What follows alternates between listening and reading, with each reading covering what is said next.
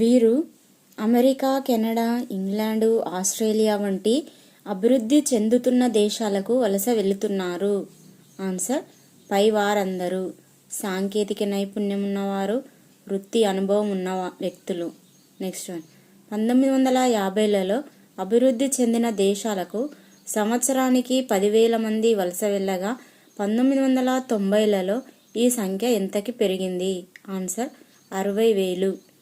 Next one భారతదేశం నుంచి పశ్చిమ ఆసియాకి వెళ్తున్న 30 లక్షల వలస వ్యక్తులలో ఎక్కువ మంది ఈ దేశాలకు వలస వెళ్తున్నారు.